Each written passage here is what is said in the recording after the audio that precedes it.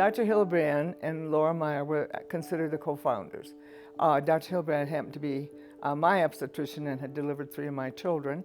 And so when I found out he was going to be speaking, I decided to go to that meeting. Well, that meeting turned out to be his intention of trying to start a service to help girls who were pregnant. Now, there was no abortion at that time. This was 1971. But as his busy practice showed him, there were girls who needed to have more than just a physical and say, yeah, you're pregnant. There had to be someplace else to get them over that hump at first. There were social agencies, but he wanted something even more personal than that.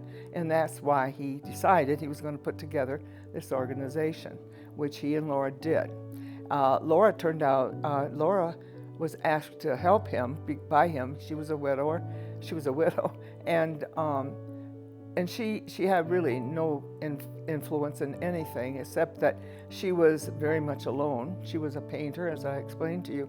She was an artist, and she has a very interesting history that maybe I'll share with you. She was born in Germany. She was a German citizen, but was in the war, and the Nazis wiped out her town, wiped out some of her family. She was put into a concentration camp and was able to escape, and she jumped on a Red Cross truck, which saved her life because she pretended to be a nurse. So all her history is exciting during the war. And then in addition to that, she's a very fine artist. She was an actress. She acted on the stage, and she also worked as a stenographer in the Nuremberg trials. So she has a vivid history. But anyway, she came to the United States. She married a German fellow, and they had no children. But her whole life was devoted to him until he passed away. And like I've shared with you, they were big game hunters. She was all over the world. That was her life. Her husband was gone. All she did was watch the Wall Street Journal to keep her funds going. And she did a good job at that. So anyway, Dr. Hildebrand asked her if she would like to spend some time and help him get this organization going. And she agreed. And so they really are the 2 co-founders. I was just an extra leg there. But I was in from the beginning. It was very interesting. After that first introduction to us from Dr. Hildebrand, a lot of people were interested. You couldn't know doctor as a nurse. If you were in the hospital, he would say, hey, I got this program I want to start. He says, why don't you come over and see about it? And one of my best friends that I met through Heartbeat she said, give me a break. I got 7 kids, But she did enjoy it. She did finally join us. So anyway, we started out just having weekly meetings. We had social workers tell us, the way to use the telephone, the legal end of it, of course, the physical and the mental end of it. And so this is how we started out, just with all these classes every week until we opened our doors in 1971 in the First National Bank building. Called that our broom closet because it was only one room. And so, but that's what we had, and that's how we started. We advertised through the church, through the paper. We even had an ad on television. So it grew, and then it wasn't very long.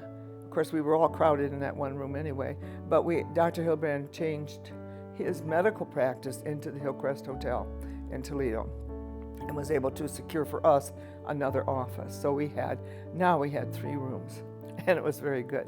So I can say, I don't want to get too far ahead of myself, because as we started, it was obvious to certain volunteers that there was more need here. This girl doesn't have any clothes to wear. This girl doesn't. What kind of doctor is she going to do? She needs welfare help. So these kinds of things were becoming more evident. And God bless these volunteers. Some of them just took up the cross and carried it. So we eventually opened a boutique, would gather clothing for the baby. And we encouraged the girl to come back. Now understand, again, this was before abortion. And it changes when you have that element to consider.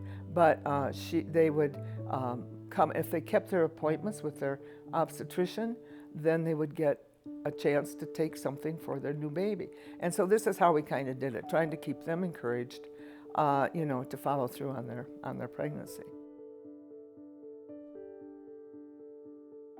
First of all, Dr. Hillebrand, being an obstetrician and gynecologist, had patients in his office that were these young people, unmarried women, or they would be the daughter of his patients, that kind of thing.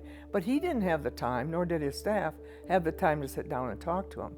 So it was not good to just send them out the door and leave them on their own. That's what I think personally. I can't say he told me that, but I know that existed. So I really think that was probably his fervent desire to have somebody help these girls beyond having the physical, saying, yeah, you're pregnant. Where do they go? And a lot of the things we found out is like the biggest thing with young girls was telling their parents, and somebody really, and we were all moms. Most of us were moms. Most of us were nurses or teachers, and we were moms. And so, we could help them do that, and we did.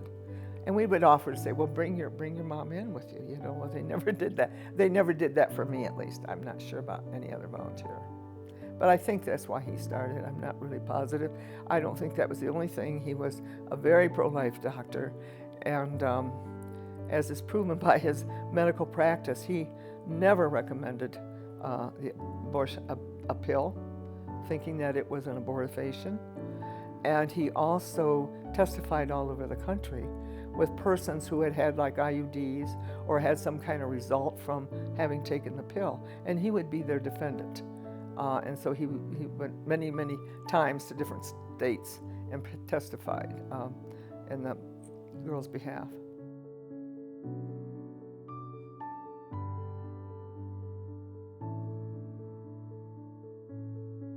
Well, we're just getting started. That was in 1971. I mean, we were all really anxious when we see that first client come to the door or the phone, but that's what we wanted, And so it was, because I can't say that they didn't think of abortion, but it would have been illegal. See what I'm saying?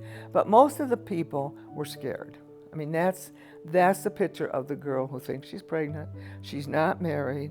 The boy left her, or maybe he didn't. Mom and Dad don't know. I was going to go to college next year. Now I can't go. I mean, these are just all problems that flood her whole heart.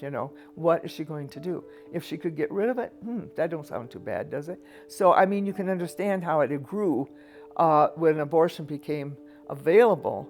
How now this was an option.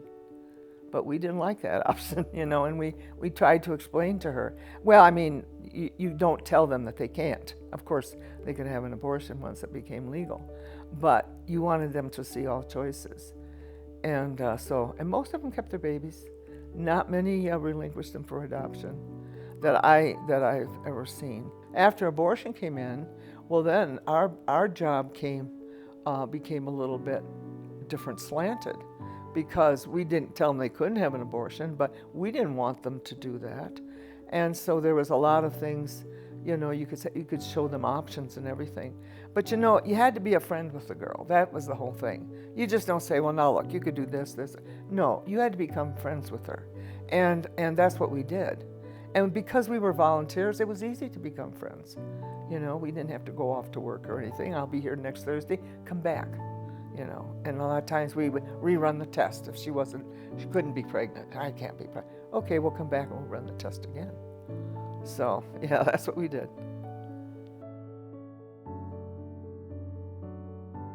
I mean, I worked in several different areas like everyone else did. I'm no better or worse than anybody other volunteer. We all just did our own thing. I mean, I brought the desire to help people. I mean, if you want to say that. But a lot of us were nurses. We kind of had that thing in us anyway. A lot of us were teachers. I mean, that seemed to be the people. And moms, just moms that were very pro-life, who were very upset with the Supreme Court and our change to abortion on demand. Yeah, it was not good. So, I mean, we just had, if we thought it was wrong interiorly, then do something about it. So our thing to do about it was to help the girl who was pregnant. So maybe she wouldn't want to have an abortion. But I can tell you about one client I had, if you want me to. I had a client, worked We had one of the ancillary offices. I can't remember, Southwick, I think. And it was a Saturday business. There was no business. I didn't have any clients that had schedules to come in. So I was just sitting there, and the girl knocked on the door, and I went there, and there was this girl. She had this little toddler with her. He was walking along, and she came in. She wanted a pregnancy test. And when I sat down and started talking to her, lovely girl, she said, well, I'm going to tell you something. I've had 2 abortions. And she said, but I went to Heartbeat, and that's why I got this little boy.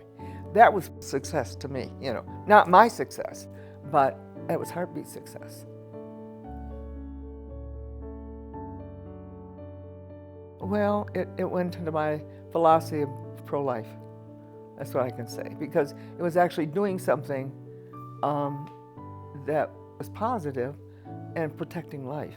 Sometimes you're powerless, and that made this available to me personally, because I could have an input into it. Did it always work? Probably not, but that was my desire.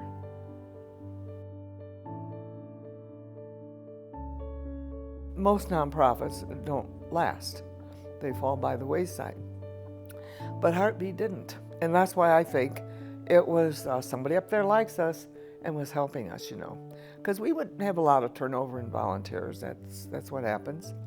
But, and we've been very broke at times. Didn't know how the rent was going to be paid. But it always came through. So I would say that we're doing a job, and that's why we're still in business.